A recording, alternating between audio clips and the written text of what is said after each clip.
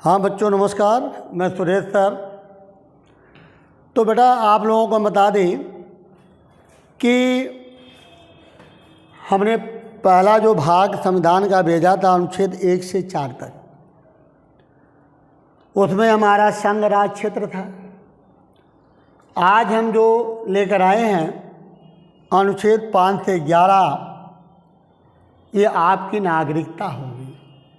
तो आज हम लोग बेटा नागरिकता पर चर्चा करेंगे बच्चों कि नागरिकता क्या है, नागरिकता कैसे मिल सकती है, कैसे नहीं मिल सकती है, या नागरिकता पर कोई भी विधि या कानून बनाने का अधिकार किसे दिया गया। तो आज हम इस पर चर्चा करते हैं। तो आइए हम लोग पॉइंट को उठाते हैं। नागरिकता, तो नागरिकता बच्चों भाग 2 में अनुच्छेद 5 से 11, जैसे अगर कोई आपसे वार्ता करता है कि नागरिकता कैसे प्राप्त हो सकती है या आप अपने को स्वतः भारत के नागरिक कैसे माने जा सकते हैं, तो इसके पीछे भी कई लॉजिक माने गए हैं। तो पहले हम एक चीज़ और बताना हम चाहेंगे कि अगर कहीं प्रश्न हमारा आता है कि नागरिकता किस अधिनियम पर आधारित है, तो पूरा संविधान हमारा एक ही अधिनियम है। वो कौन सा अधिनियम है दोस्तों? भारतीय शासन अधिनियम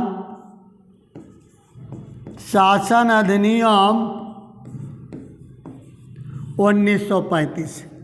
तो भारतीय शासन अधिनियम 1935 पर हमारा पूरा संविधान आधारित है।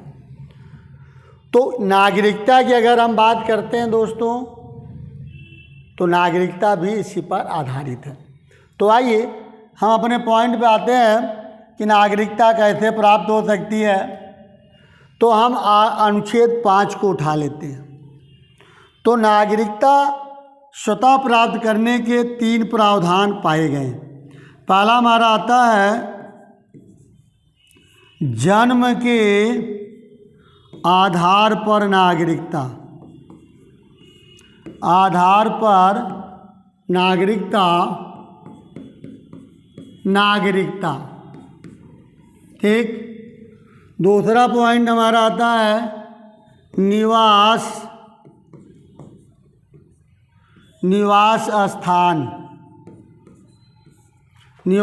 स्थान के आधार पर नागरिकता, ठीक है भाई, नागरिकता। तीसरा पॉइंट आता है पूर्वजों के आधार पर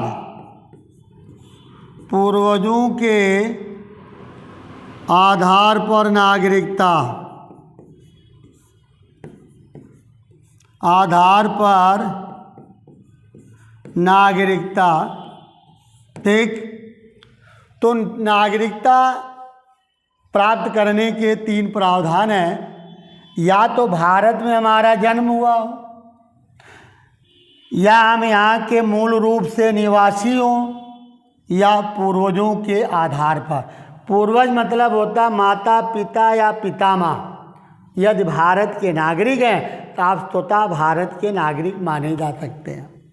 जैसे एक चीज़ आप लोगों ने देखा होगा कि अगर कोई भी बात आती है तो सबसे पहले पिता का नाम जोड़ा जाता है, क्योंकि हमारे वो क्या हैं? पूर्वज हैं। तो पूर्वजों के आधार पर, या हम ये कह सकते हैं इन तीनों के आधार पर नागरिकता स्वतः प्राप्त हो सकती है, ठीक। अब हम इसी के साथ आ जाते हैं अनुच्छेद 6। अनुच्छेद 6 क्या कहता? कहता पाकिस्तान से भारत को प्रावजन। दोस्तों प्रावजन मीन्स क्या होता है? प्रावजन माने होता है आना या जाना, आना या जाना होता है। तो कहता है पाकिस्तान से भारत को प्रावजन करने वाले उन व्यक्तियों को भारत का नागरिक माना जाएगा जो 19 जुलाई 1948 या 19 जुलाई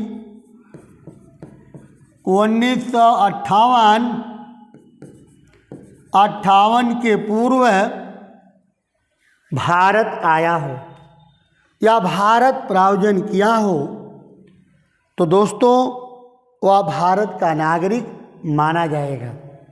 यह हमारा अनुच्छेद 6 वर्णित करता है।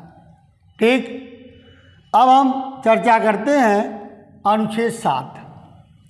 तो अनुच्छेद 7 क्या कहता है भाई? देखिए, अनुच्छेद 7 कहता है भारत से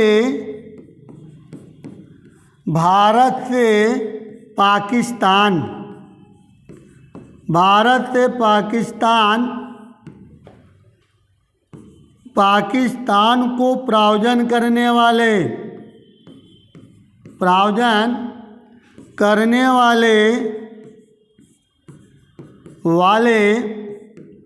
उन व्यक्तियों को भारत का नागरिक माना जाएगा। उन व्यक्तियों को भारत का नागरिक माना जाएगा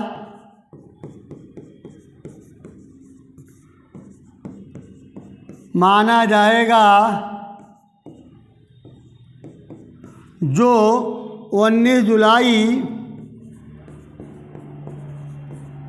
1948 के दौरान पाकिस्तान गया हो। इसके दौरान बेटा पाकिस्तान गया हो, किंतु 26 जनवरी 1950 से पूर्व भारत वापस आ गया हो तो वह भारत का नागरिक माना जाएगा। यदि 26 जनवरी 1950 के बाद आता है तो भारत का नागरिक नहीं माना जाएगा। माना जाएगा लेकिन स्वतः नहीं माना जाएगा। तो फिर कैसे माना जाएगा? संसद द्वारा बनाई गई विधि के आधार पर उसे नागरिकता लेनी पड़ेगी। लेकिन बाद में जब दोनों गवर्नमेंट ने मिल करके 19 जुलाई 1948 की तिथि को बढ़ा करके जब 19 जुलाई 1958 कर दिया तो ये जो कंडीशन थी 19 जुलाई 1948 की, ये कंडीशन समाप्त हो गई।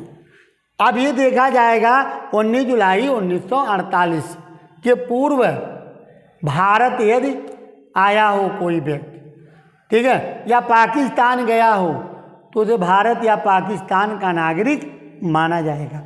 चलिए, तो ये हो गया हमारा अनुच्छेद 7 और 6 और 7। अब हम आते हैं अनुच्छेद 8 पे। कहा था पूर्वजों के आधार पर नागरिकता। पूर्वजों के आधार पर नागरिकता। ठीक, तो पूर्वजों के आधार पर नागरिकता कहता यदि कोई भारत का नागरिक स्वेच्छा से किसी दूसरे देश में रह रहा और वहाँ की नागरिकता अस्थायी रूप से किसी दूसरे देश में रह रहा है, यदि वह भारत वापस आता है और उसके पूर्वज भारतीय शासन अधिनियम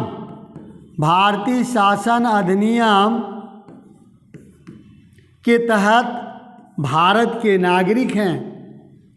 भारतीय शासन अधिनियम 1935 के तहत भारत के नागरिक हैं, तो वह व्यक्ति भारत का नागरिक माना जाएगा। यदि उस व्यक्ति ने उस देश की नागरिकता ले ली तो उसकी भारतीय नागरिकता स्वतः समाप्त कर दी जाएगी, क्योंकि भारतीय नागरिकता इकहरी नागरिकता नहीं है, दोहरी नागरिकता नहीं है। ठीक, तो ये हो गया अनुच्छेद 8, यानी पूर्वजों के आधार पर नागरिकता। अब हम आते हैं अनुच्छेद 9। अनुच्छेद 9 क्या है भाई? अनुच्छेद 9 कहता है यदि कोई भारत का व्यक्ति किसी दूसरे देश की नागरिकता अर्जित कर लेता है तो उसकी भारतीय नागरिकता स्वतः समाप्त कर दी जाएगी, क्योंकि भारतीय नागरिकता इकहरी नागरिकता मानी जाती। अनुच्छेद 10 की अगर हम बात करते हैं तो अनुच्छेद 10 कहता है कि संसद द्वारा बनाई गई विधि के आधार पर नागरिकता प्राप्त हो सकती है। तो संसद ने नागरिकता के लिए क्या प्रावधान बनाया? तो देखिए, नियम ये बनाया कि अगर कोई विदेशी व्यक्ति भारतीय नागरिकता अर्जित करना चाहता है तो भारतीय राजनयिक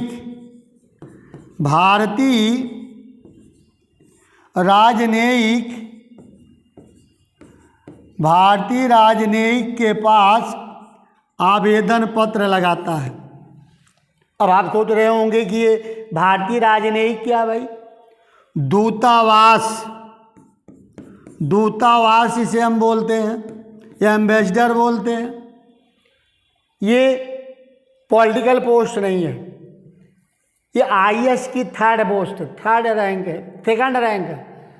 इसको हम बोलते हैं आईएफएस, इंडियन फॉरेन सर्विस। तो भारतीय राजनयिक के पास आवेदन पत्र लगाता है। यदि भारतीय राजनयिक ने इस आवेदन को स्वीकृति दे दी, आज्ञा दे दी, तो उस व्यक्ति को भारतीय नागरिकता प्राप्त हो सकती है। उस आवेदन पत्र पर विचार विमर्श करने के लिए कितना टाइम दिया गया है? 6 माह का। तो 6 माह का समय दिया गया। ठीक है भाई। तो ये रहा अनुच्छेद 10। इसके बाद आता है अनुच्छेद 11। कहता है कि नागरिकता पर संशोधन का अधिकार संसद को दिया गया।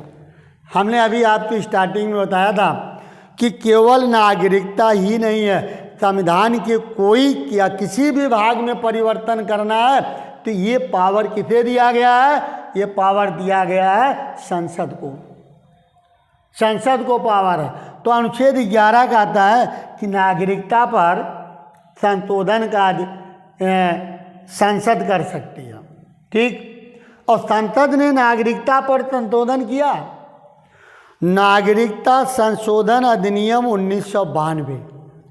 तो नागरिकता संशोधन अधिनियम 1992 में एक प्रावधान लाया गया कि बच्चा भारत में जन्म ले या भारत के बाहर जन्म ले, यदि उसके माता पिता में से कोई भी भारत का नागरिक है तो बच्चा स्वतः भारत का नागरिक माना जाएगा। ठीक है भाई, पूर्वजों के आधार पर। इसके बाद एक और प्रावधान लाया गया, नागरिकता संशोधन अधिनियम 2003। तो नागरिकता संशोधन अधिनियम 2003 के तहत भारत सरकार ने 16 देशों के अप्रवासी भारतीयों के लिए दोहरी नागरिकता का प्रावधान किया। तो दोहरी नागरिकता का प्रावधान किया, लेकिन 2005 में फिर चेंज कर दी गई, क्योंकि जब नागरिकता संशोधन अधिनियम 2005 लाया गया तो उसमें एक नियम बना दिया गया कि अप्रवासी भारतीयों के लिए सभी देशों के साथ दोहरी नागरिकता का प्रावधान कर दिया गया, लेकिन अप्रवासी भारतीयों के लिए, सबके लिए नहीं। यानी भारत का कोई भी व्यक्ति यदि किसी दूसरे देश में रह रहा है तो वहाँ का भी नागरिक बन सकता है और भारत का भी नागरिक बन सकता है। ये प्रावधान लाया गया। ठीक है दोस्तों, तो आइए, ये हमने अनुच्छेद 11 तक बताया, आगे देखते हैं। तो यही दोस्तों हमारा रहा नागरिकता। तो भाग 2 में वर्णित। तो ये हमारा भाग 2 रहा। अगली जो हम वीडियो लेके आते हैं दोस्तों, तो भाग 3 मौलिक अधिकार। अनुच्छेद 12 से 35 में हम चर्चा करेंगे भाग 3 में। तो आइए हम अपनी वीडियो को यहीं समाप्त करते हैं। फिर एक बार हम आपसे अपील करना चाहेंगे, कहना चाहेंगे, अगर हमारी क्लास आप लोगों को पसंद आती है तो आप लोग ज़रूर शेयर करें, ज़रूर लाइक करें, ज़रूर सब्सक्राइब करें, जिससे और लोग भी इसका फ़ायदा उठा पाएँ। तो चलिए अपने क्लास को यहीं समाप्त करते हैं। नेक्स्ट वीडियो में मिलते हैं। तब तक के लिए थैंक यू, नमस्कार।